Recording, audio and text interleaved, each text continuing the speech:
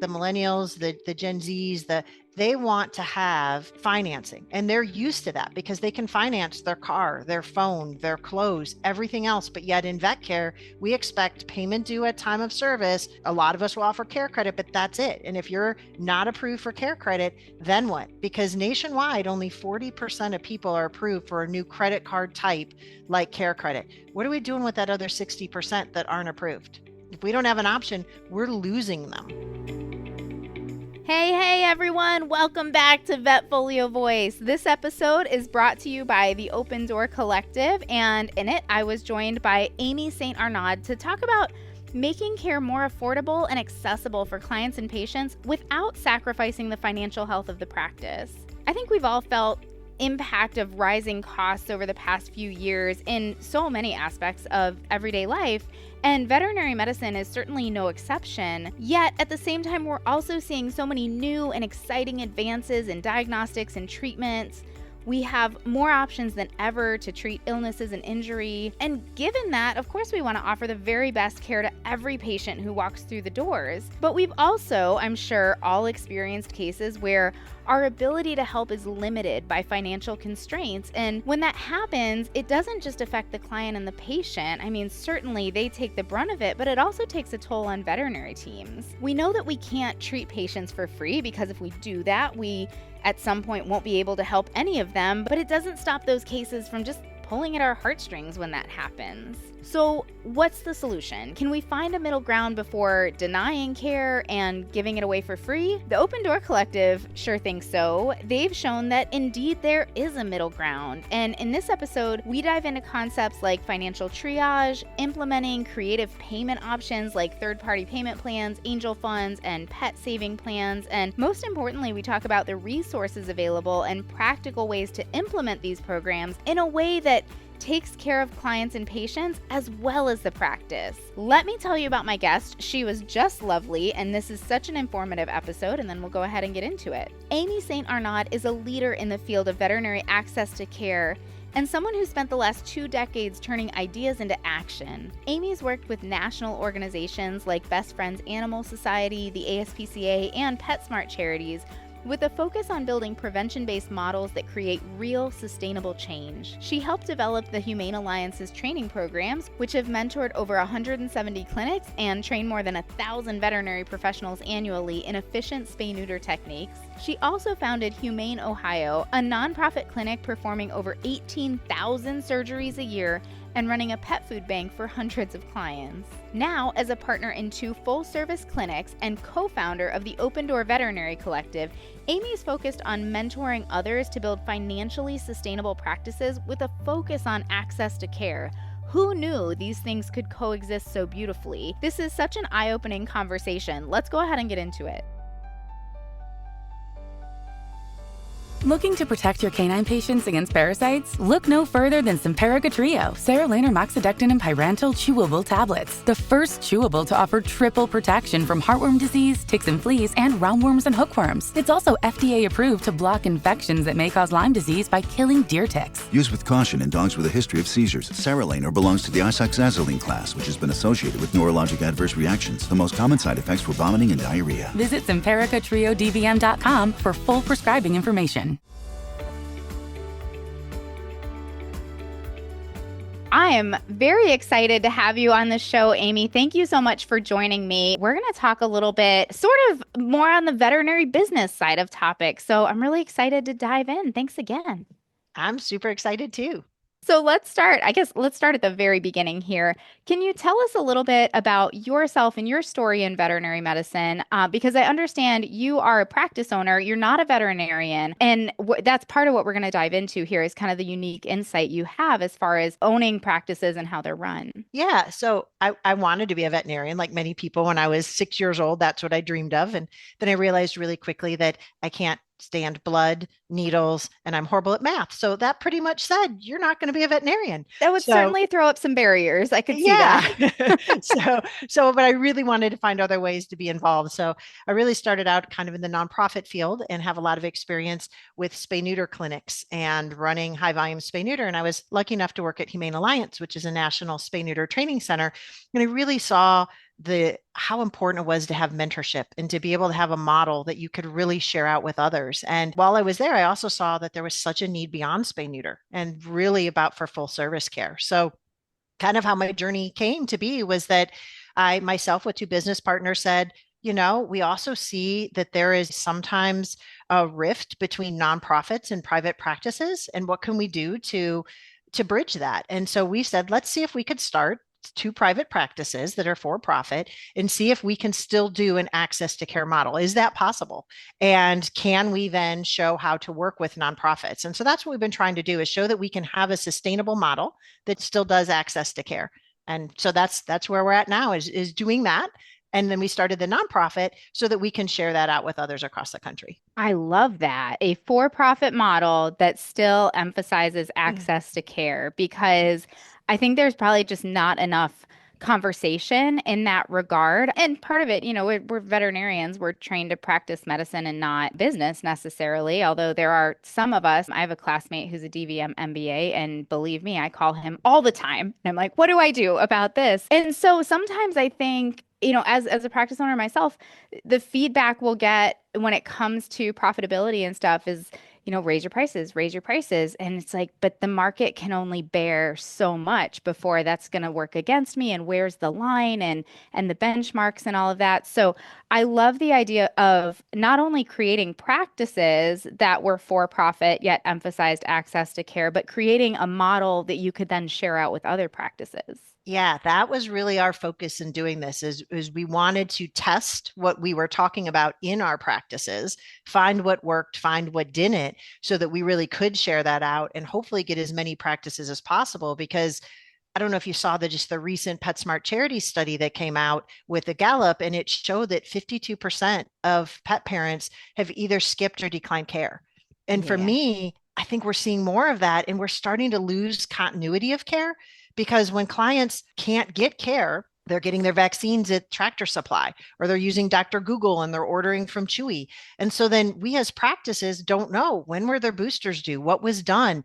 And so now we're only starting to maybe see them when they're coming in for the emergency, or now it's that grade 4 dental, or now it's a really advanced pyometra. And so that's stressful for us as the team, because we're seeing the sick and urgent, and it's causing a lot of moral distress, because we know that we had the tools to help prevent this earlier, but cost was that barrier. It's impacting the relationship. It's impacting that trust. But we really feel that if we can do this in the right way by offering a spectrum of payment options, a spectrum of care treatment approach, it's going to help keep our clients with us. And that's what we all want. 100%. I couldn't agree more with everything that you said there. I'm interested in your take on this as well. I graduated in 2014. So we were kind of seeing the tail end of the effects of the Great Recession. Mm-hmm. And, I remember a lot of that really having to practice sort of minimal care. And this is when, heartworm tests, I think, cost like $28, which is very different today. It's much more than that. So I know what you're talking about as far as seeing that decline. And it does concern me a little bit as far as what that's going to continue to look like in the future, having experienced a little bit of that myself. Absolutely. And I think, I hear a lot of people say to me when I say spectrum of care, I'm like, isn't that just vet med? Isn't that what we've been doing? That's how we've been practicing medicine for the people who've been out for a while. And so I always like to think of spectrum of care, because I feel like people who've been doing it a long time say, hey, that's just what I've always done. I feel like newer grads are more concerned about the liability. But for us, I think of spectrum of care as more of like a communication strategy. It's so that our clients are feeling heard. We don't have to go away without helping them in some way and helping that pet. That's how I like to look at it. Is it's just giving options to find the right way to help them. Sure. So you've used a couple of terms here, and I just want to hear your sort of definition of them. And I think you talked about spectrum of care really well there. That makes a lot of sense. But we've talked about spectrum of care and access to care. Are you using those interchangeably, or do those have kind of different meanings for you? So we actually just put out a glossary with the AAVMC that kind of defines all of our terms, which we're really proud of. And that just came out. So I'm happy to share that with the podcast. But for me, access to care is making sure that people access could be cost. Access could be around transportation. Access could be around language barriers. There's all sorts of things that can influence access. Whereas a spectrum of care is, for me, meeting people by offering options in terms of what their values are for what their goals are for the visit, what they want to do. So it's more about what are we doing, having that conversation in the appointment, whereas might be more outside barriers beyond outside of the exam room. Okay, okay. Thank you for clarifying that. And I love that there's a glossary of terms because, kind of like you said with spectrum of care, we use that in so many different contexts that it's kind of, what are we referring to at this point? But that offers a lot of clarification. We've kind of touched on having these for-profit hospitals and then a nonprofit model as well. And so I think I kind of skipped ahead there with my own curiosity. So I want to back up just a minute and talk about these hospitals that you're talking about. Is this what the Open Door Collective is? Can you talk a little bit more about the Open Door Collective? Yeah. So, and I did want to just mention too, on the glossary, we also talk about some other terms like standard of care, incremental care. There's all sorts of different things in here, gold standard, all sorts of things in there that I think are kind of confusing, a lot of these buzzwords. So we kind of really delve into all of those. But in terms of the collective is a nonprofit. And our goal here is to really help practices implement sustainable tools to be able to help their current clients say yes to the treatment plans. And so I think that's really our goal is, so we do a lot of things with one-on-one working with groups. We do some online courses, which we have our financial triage course on VetFolio. We also do research so we have 3 research papers on looking at pay over time plans. And our goal is really to try to offer resources for practices to use.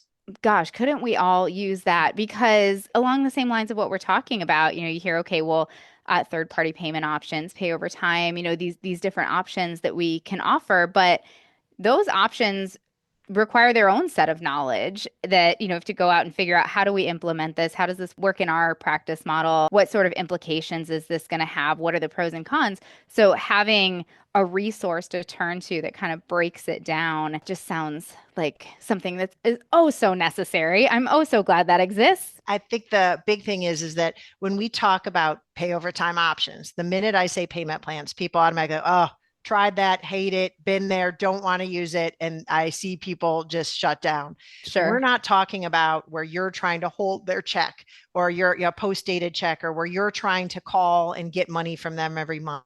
We're talking about using third-party plans where they manage all of that for you. So you get to decide how and when with the client you're offering it and for how long, but you don't have to handle any of the administrative piece. So that's what we're talking about. It's a new way of doing it that works for the clinic.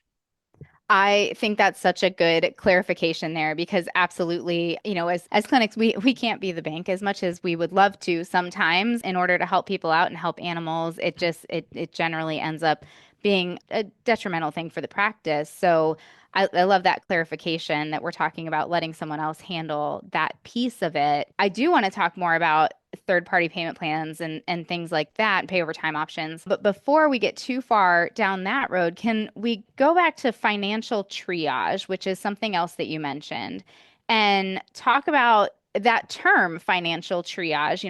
What is it and how is that something that's implemented in practice?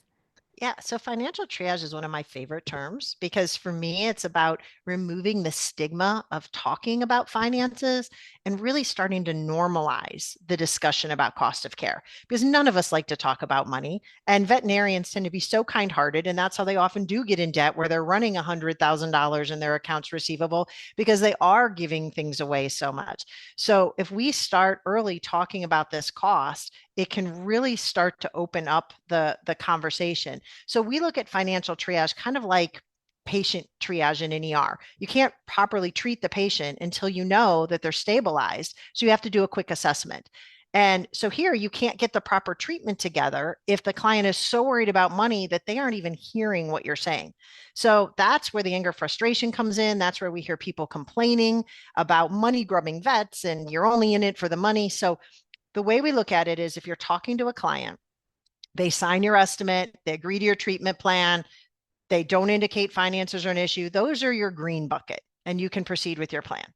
But if you have a client who's verbally acknowledges that finances are concerned when we're having then we have that discussion about payment options to alleviate the concern. It may be verbal, but it may be nonverbal, might be something like, I've lost my job. I just went through a big health scare. That's our yellow bucket. We can still proceed with our treatment, but we know that spreading out the payments is going to allow them to still pay the full amount, but it's going to be over time, make it more manageable.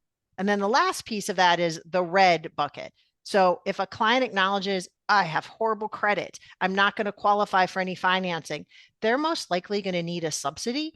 And that's where maybe we partner with a nonprofit like our clinic in Asheville. We partner with the Humane Society. They give a $150 voucher. We can do a lot of medicine with $150 to get started. And then we may need to use our angel fund, or we may need to have them do some crowdfunding. We may need to take an incremental approach to the plan. But when we do this triage, and it sounds a lot, but it really is a very fast, quick assessment. And it's allowing us to connect the client to the right option for them so that their pet can get the care. I mean, that to me, listening to you say, okay, if we can put them into these kind of general categories, it sounds like it really removes that quote unquote money grubbing vet stigma, because it's okay, well, clearly, this person, we can just go ahead with our estimate and, we don't have to ask as many questions. But this next person who very much wants to go ahead and can fund this treatment plan, or pay for this treatment plan, but just like you said, needs a little bit of flexibility. We can't offer that as a clinic because, as we've talked about, that's how we end up with 100 grand in accounts receivable and really in trouble. But to be able to immediately reach for those options, or for a subsidy option for someone in this third category that you're talking about, and say, hey, we have these types of options that we can talk about in order to still help you get care for your pet. Maybe it won't be the gold standard, which is another one of those buzzwords that we talked about, but we can still help. And like you said, we can do a lot with even a small budget. And I think it helps. It sounds like it would help put clients and the medical team just on the same page. Yeah, and it's not about us giving them less than care. It's about, though, when we give them that flexibility, we're still going to give them our best treatment recommendation. But if we're able to spread it out over time, so we can still get them everything they need to get today, but we're spreading out that cost, then they're really able to hear more of what we're saying. They're really able to understand, move forward with that treatment. Because a lot of times we're just hearing, no, I don't want to move forward with that. And then it's distressing to the vet team as to having these difficult conversations of, this is really the best thing for your pet. This is really kind of removing that and making the relationship so that the team, the veterinary team, and the client are making the decisions together to say, here's where we're going with this and here's why.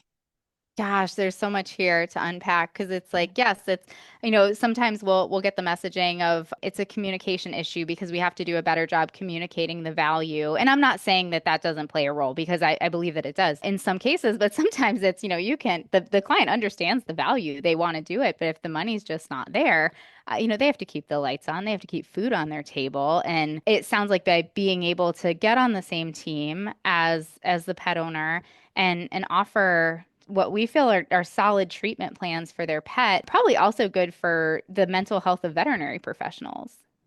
Yeah, and going back to that PetSmart study, and I'm just referencing it because it was just so recent, 73% of people who declined care due to cost said their vet didn't offer a more affordable treatment plan. And interestingly enough, vets thought they did, but the client was not hearing that. But they said they weren't offered, only 1 in 4, only 23% said they were offered any type of a pay over time plan.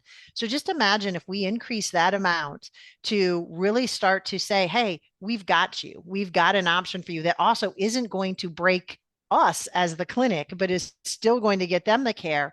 Then we really have started to say, okay, now they're going to say yes to our treatment plan. We're going to get the pet the care that we need. And it's not that we have to make it that hard to do this. There are ways that we can do this in a simple way that is taking the burden off of the team. So in our clinic, the way we do this is really try to have this be our admin team having these conversations. So our medical team can keep going with the plan while the admin is having this conversation. And sometimes we start it even before they come in the room. A lot of times we can be having these conversations through our website, through the signage in our lobby, through our new client form. So we already can know what tools we're going to be able to have to work with them. Gosh, I'm curious, and I'm sure it's in some of the amazing courses that you have out there of how to have that conversation before the client is even in the door. or in the exam room, so to speak, and allowing the medical team to stay focused, because that sounds kind of great. I wanted to ask you, along the lines of just having these conversations, I feel this way. I'm curious your perspective as well. I feel like that conversation around cost of care is just had much more readily to say, yeah, like we get it that it's expensive and let's talk about this and treatment options. Maybe my perception is wrong given that, people said no, they weren't offered any other alternative treatment plan. But it seems like that conversation around the financial aspect of veterinary care is a little bit more common topic of conversation.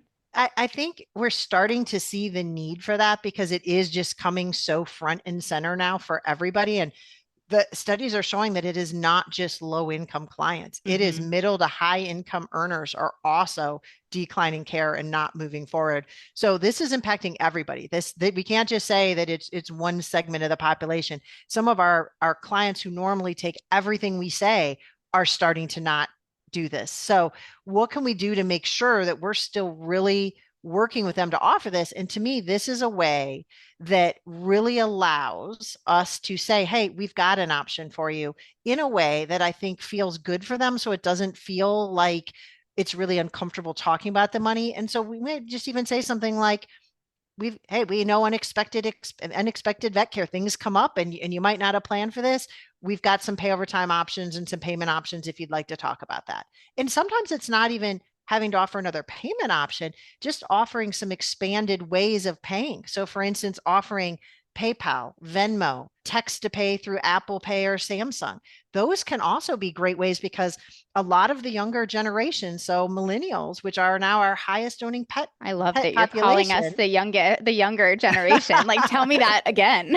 Well, I'm the invisible generation. Gen X, nobody ever remembers us. So, Sure. so see, we've already been surpassed as the highest pet owning population. Oh. But with 36% now of that's being the highest, millennials want to have options. They want to have these contactless pays. They want to have these plans. And as a matter of fact, it's a big factor. And tell me if this is true for you. It's a big factor for some in terms of where they'll actually go to seek care and in whether or not they'll change vets based on if you have these options. No kidding. I personally haven't experienced that, but I have a tiny house call practice, so my demographic is very specific. I will say, like, I do have those moments, perhaps as a millennial, I don't know, where I'll be checking out from someplace and I grab my phone and I'm like, I have to take my card out? Seriously? Like, why? It seems so cumbersome. Yes, I have it, but gosh. Well, and I'm like, please, I want to talk on the phone. Whereas I feel like the future generations like, do not make me talk on the phone. Sure. I only want to text. So for us, part of it is, well, we do use our two-way texting now a lot more. But what we're finding is that the millennials, the Gen Zs, they want to have financing and they're used to that because they can finance their car, their phone, their clothes, everything else. But yet in vet care, we expect payment due at time of service.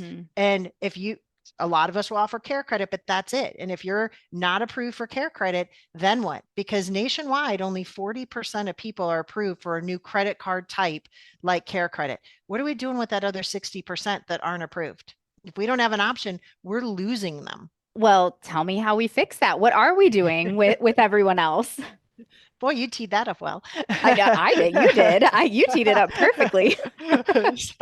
So I think that for me, what we're finding is really working in our practices and in the practices that we're working with that are coming to us to learn this is when you do that financial triage. So you just first make that quick assessment. And when people say, hey, I do need some financing options, we're recommending that practices pick 3 options, 3 tools that they're going to add. And the first one is pick a tool where the financial institution makes the decision. So that's a care credit, that's a Sunbit, that's a Cherry, that's a Scratch Pay.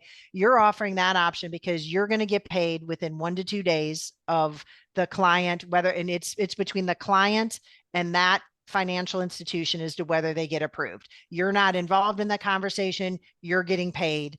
So have one of those options. But recognize that if only 40% of people are able to take that, it's really beneficial to have a second option. So we have our second option, which is where they're third-party managed plans, but we as the practice get to decide when we offer it, how we offer it, how long we offer it. And so that is a Verity or a vet billing. We have done some great research on these because people will say, well, yes, but those are pay over time. So I only get paid as the person pays monthly. And what if they default? I don't want to get burned.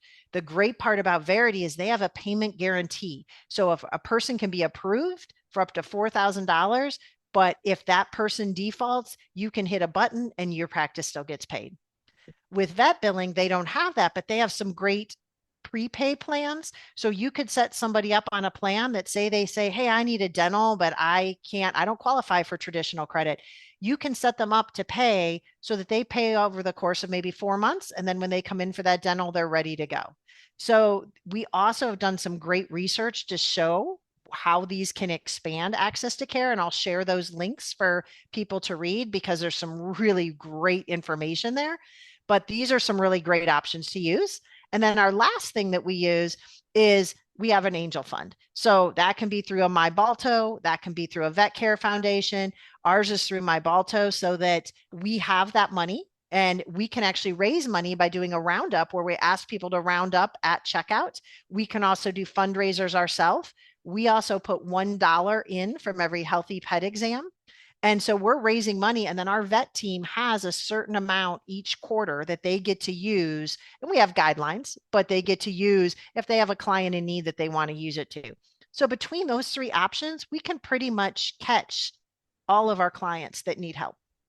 Absolutely. I didn't honestly think about the prepaid plans because it's easy to talk about and say, okay, well, when you're able to, we'll do it. But with so many of us, it's deposit your paycheck and it's here and it's here and it's here.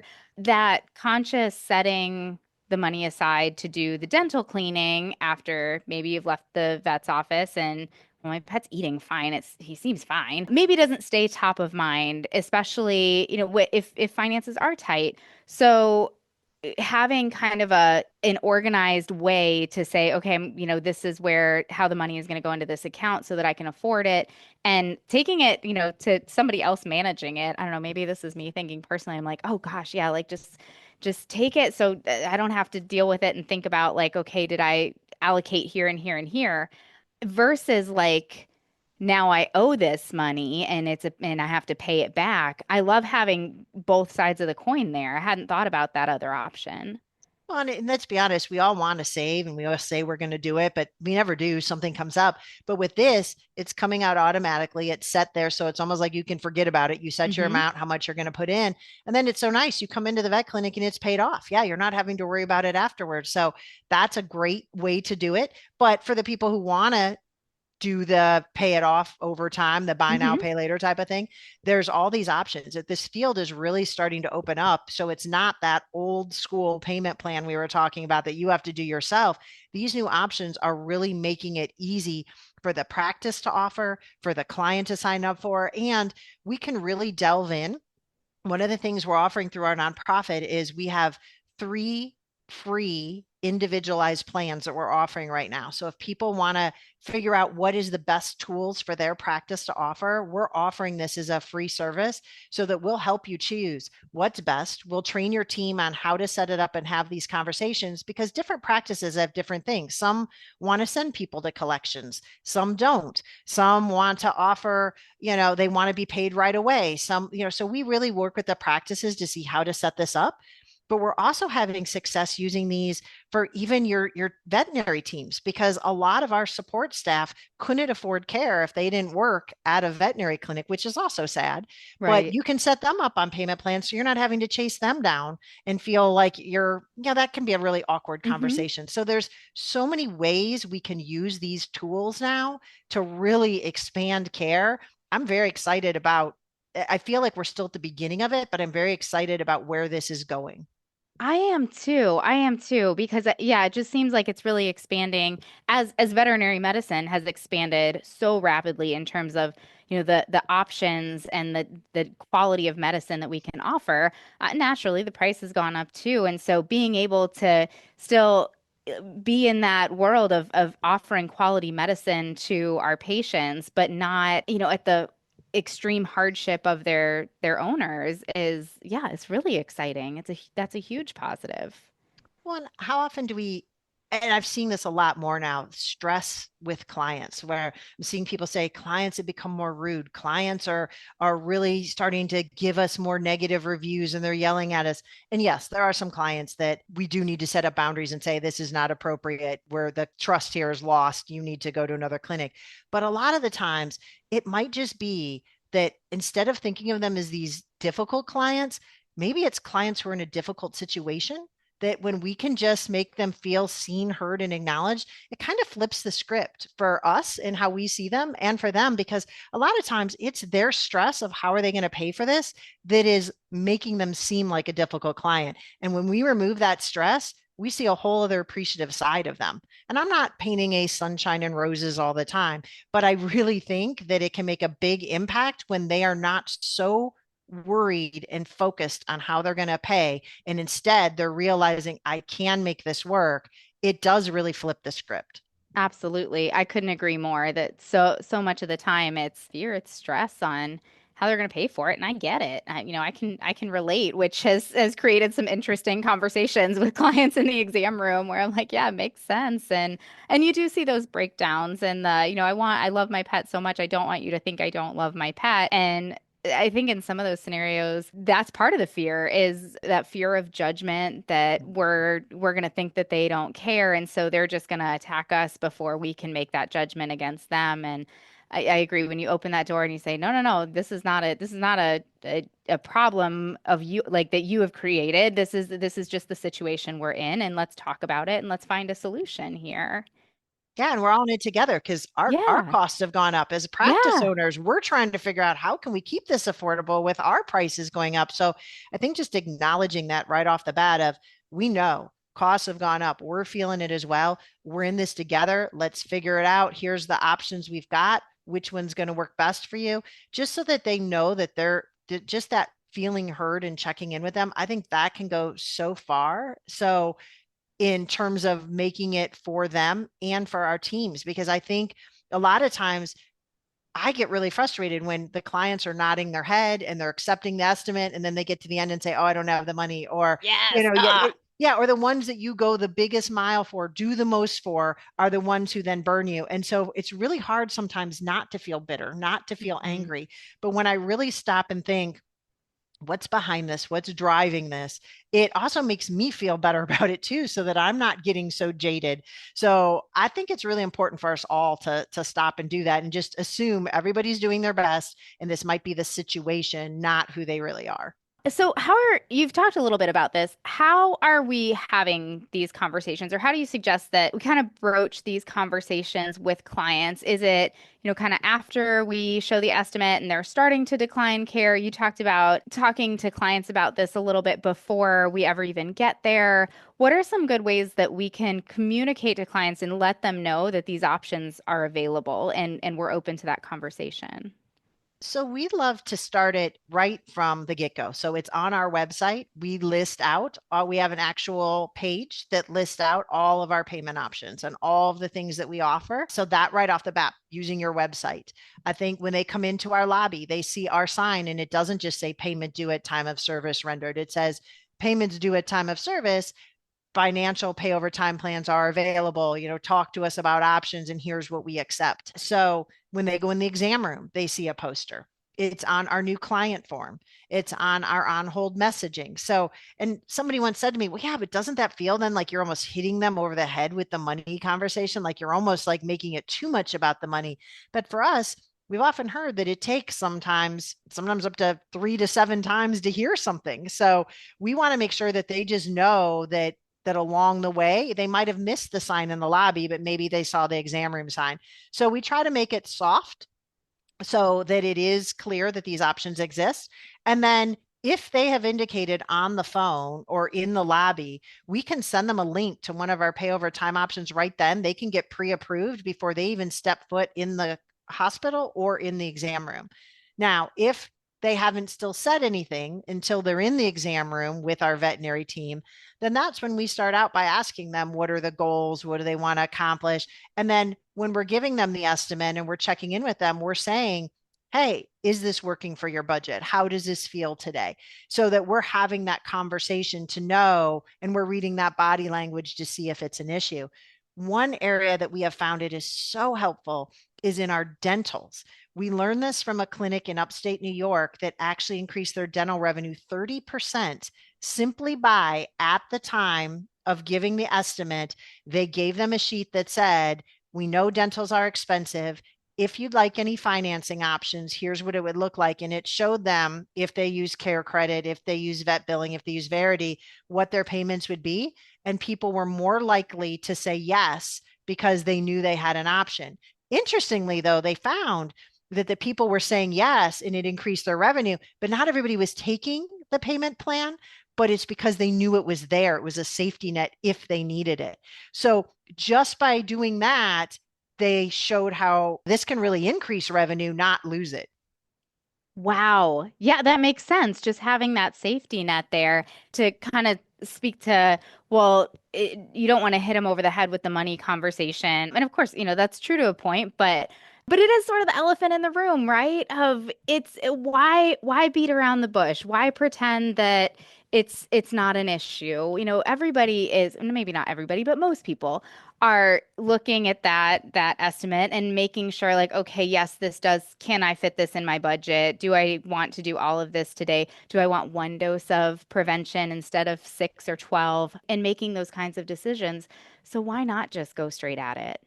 Absolutely. And it really does. Yeah, like you said, it just makes it feel more comfortable. But we also will have, I think we also how we explain things can also make a big difference. So we make sure that at checkout, we're going over the bill with them to show what they got. We also make sure that when we're talking about dental health in cohorts, we're talking about, hey, is this an oral surgery? What did we have to do with the extraction? So that they're understanding what we're doing along the way. Because I think sometimes, we have put on all of our estimates now as a field, we've got it down to like, there's this medical waste fee and there's this charge. And people are starting to feel nickel and dimed. But when we really explain, so first of all, I recommend we get rid of some of those and just bundle it into the price, but really talk about what's in the price and what it entails, because people get that when we actually do explain it to them and show them the value and show them what they're getting. But a lot of times it's also the little touches along the way, like send the before and after pictures of their dental so they can see the value of what they got, like showing them along the way, how you're there to work with them, because when they have that trust in you, they're going to start feeling like yes. Or if you even say, hey, so I hear that it's really hard for you right now to be able to afford the preventatives for a year. What we can do right now is we can set you up on auto ship on our online pharmacy. And so you can pay that once a month as it comes to you. Or we can get you a year's supply and put you on a payment plan to pay it off in 4 months. How does that sound? We want to make sure your pet's protected, because then it feels like you're not in it for the money. It feels like you're really in it for that pet's care and for you've listened to what they've said. 100%. Absolutely. Yeah. I love all of that. I have nothing to add. That was fantastic. I guess my last kind of question here, which you've spoken to a lot of this already, but I'm wondering if we can talk about it a little bit more specifically, is implementing these types of plans in a way that's financially safe for the practice. We've talked about having a payment plan where we're not involved at all, and that sounds ideal, but like you said, not everyone is going to qualify, and that's not going to be right for every situation. With these pay over time plans and subsidies and things like that, how do we manage that to where we're offering the options, but we're not ending up with that $100,000 AR going, okay, well now everybody's on a payment plan and we're just waiting for everybody to pay. Yeah. And one of the things, if anybody's interested in taking the financial triage course on VetFolio, one of the things we really delve into is looking at some of his examples of clinics and how they have used these and how they've done it successfully. And so one of the ones we profile is a clinic that really was carrying $100,000 AR because they just kept, oh, this is a good client, we're just going to discount this. And they didn't really realize how much that was going until they looked at it. when they actually put a pay over time plan into place, they were able to reduce it down to $40,000 for their accounts receivable. And it's Wow. still going down. So what we say is, yes, it is important that you decide how much cash flow do you have if you're going to be paid monthly as a person pays. So if you set up a 6-month payment plan and you know that they're going to be paying that off monthly, you need to make sure you do have enough cash flow, and you do need to make sure that you aren't offering this so much that now you're carrying, hundreds of $1,000s unless you can afford it. Now, once you start having enough of these going, you have enough coming in from the payments that it can offset others that you're offering.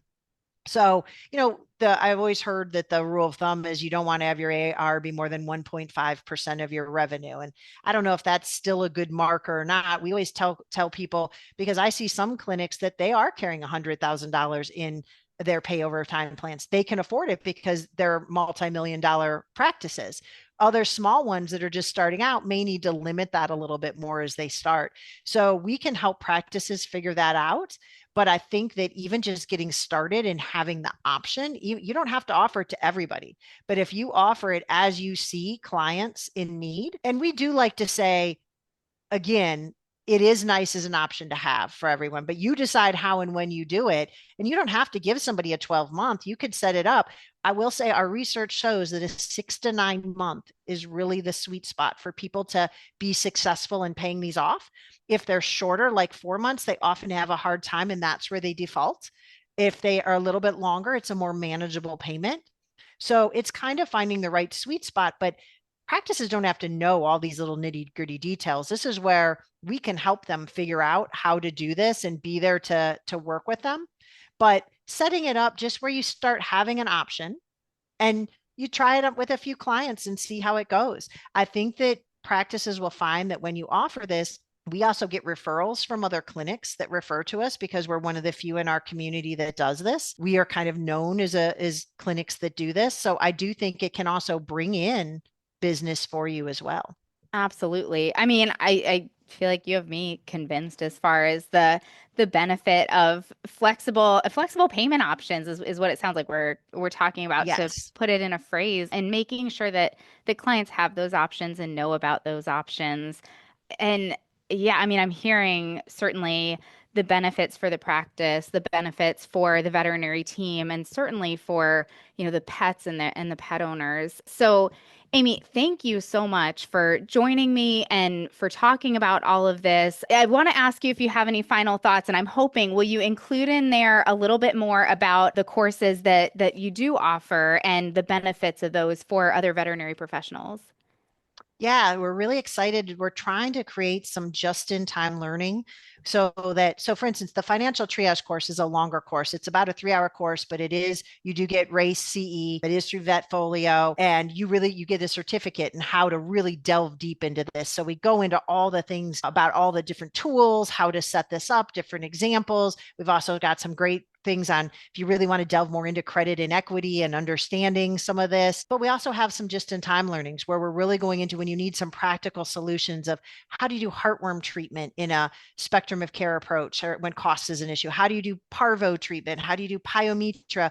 We're really delving into a lot of these different tools so that you can really start to use them when you need them. So we have all of those that are either available or coming out now. But we really just want to make sure that people feel comfortable in how to do this, that they know that there is support out there, and that they know that this can be done in a quality way that does not put them at liability and really helps keep their clients there with them and not delaying declining care. That's really the big deal here. Is let's keep our clients getting the care they need.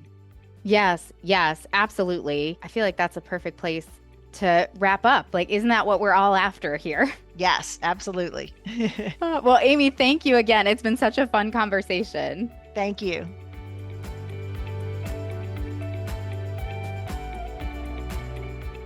Amy, thank you so much for joining me. I was thrilled to learn more about the Open Door Collective, and it was really eye-opening to hear about all of the options that are out there to increase access to care for our patients and our clients.